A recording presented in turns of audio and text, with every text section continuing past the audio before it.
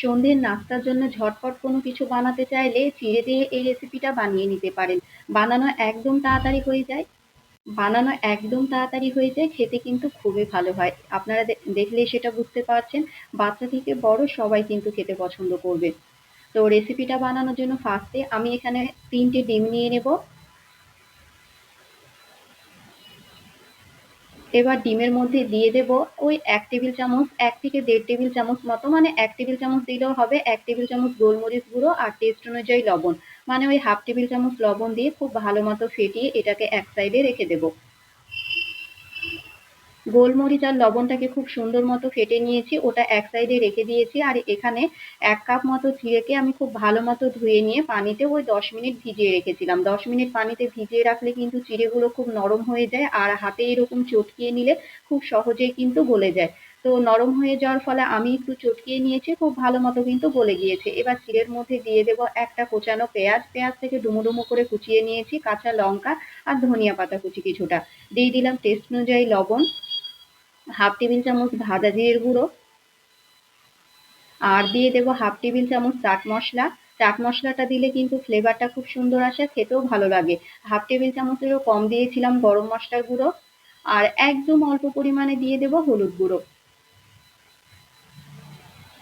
এবার এটার মধ্যে দিয়ে দিলাম 1/2 টেবিল চামচ গোটা জিরে। গোটা জিরে দিলে কিন্তু খেতে খুব ভালো লাগে, সে কারণে আমি দিয়ে দিয়েছি। আর এখানে মিডিয়াম সাইজের 2টো সেদ্ধ আলু দিয়ে খুব ভালো মতো করে কিন্তু সমস্ত কিছুকে মিশিয়ে নিতে হবে। একদম হাতের কাছে অল্প কিছু উপকরণ দিয়ে কিন্তু আপনারা বানিয়ে নিতে পারেন। তো খুব ভালো মতো করে কিন্তু চটকিয়ে এটাকে মেখে নিতে হবে। এই তো আমি খুব সুন্দর মতো করে কিন্তু চটকিয়ে চটকিয়ে একদম মেখে নিচ্ছে, একদমই দানা দানা ভাব যেন না থাকে। এবার কিছুটা দিয়ে দেব ওই 1 টেবিল চামচ দিয়েছিলাম চিলি ফ্লেক্স। তো ফার্স্টে আমার মনে ছিল না, সেই কারণে আমি 1 টেবিল চামচ মতো চিলি ফ্লেক্স দিয়ে দিলাম। এটা আপনারা ফার্স্টেই দিয়ে দিবেন। সমস্ত কিছুকে খুব ভালো মতো আমার মেশানো হয়ে গিয়েছে। মিশিয়ে এবার এই তো এটাকে কিন্তু চপের আকারে লম্বালম্বি করে করে নেব, মানে গোল করে একটু হাতে প্রেস করে নিয়েছি। এরকম করে আপনারা চাইলে লম্বালম্বিও করে নিতে পারেন, তবে এভাবেই কিন্তু দেখতে বেশি ভালো লাগে। সে কারণে আমি এরকম করে লম্বালম্বি মতো, মানে চ্যাপ্টা করে নিয়েছি চপের মতো করে। এক এক করে সমস্ত নাস্তাগুলো আমি সেম ভাবে রেডি করে নিয়েছিলাম। এই তো সবগুলো কিন্তু আমার রেডি করে নেওয়া হয়ে গিয়েছে। এবার এগুলোকে আমার ভাজার জন্য কোডিং করে নেওয়ার পালা। ডিমের যে গোলাটা রেডি রেখেছিলাম সেটাই নিয়ে নিয়েছি, আর এদিকে কিছুটা আমি ব্রেড ক্রাম্ব নিয়েছি। ব্রেড ক্রাম্বস হাতের কাছে না থাকলে আপনারা ম্যাগি যেটা হয় সেটা কিন্তু মিক্সিতে দিয়ে গুঁড়ো করে সেটার মধ্যে করে নিতে পারেন, কিংবা যে টোস্ট বিস্কুট গুলো হয় সেটাও কিন্তু ব্রেড ক্রাম্বস এর কাজ করে, সেটাও গুঁড়ো করে আপনারা নিতে পারেন। তো ফার্স্টে ডিমের গোলার মধ্যে দিয়ে এরকম ব্রেড ক্রাম্বস এর মধ্যে খুব ভালো মতো কোট করে নিলাম। আর আপনারা যদি ডিম খেতে না চান তাহলে কিন্তু ময়দার গোলাটাও করে নিতে পারেন। তো এক এক করে সমস্ত নাস্তাগুলো আমি এভাবে রেডি করে নেব। ফার্স্টে ডিমের গোলার মধ্যে দিয়ে ব্রেড ক্রাম্বস এর মধ্যে এভাবে কোট করে নেব।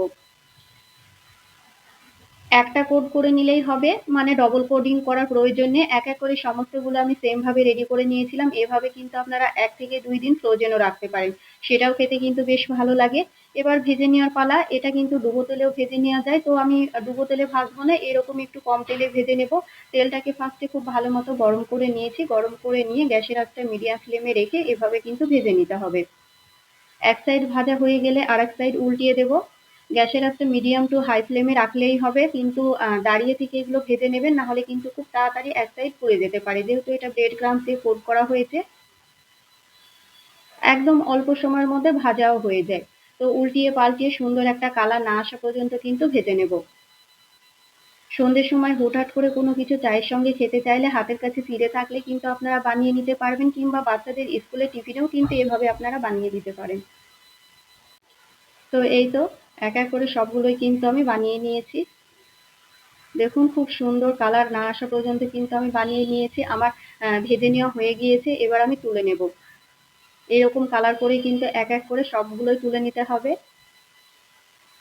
সবগুলোই কিন্তু আমি ভেজে নিয়েছিলাম। আর চলুন আপনাদেরকে দেখায় যে কতটা সুন্দর হয়েছে। এই তো খুব সুন্দর মতো করে কিন্তু হয়ে গিয়েছে। ওপরটা ক্রিস্পি আর ভেতরটা খেতে কিন্তু ভীষণ ভালো হয়।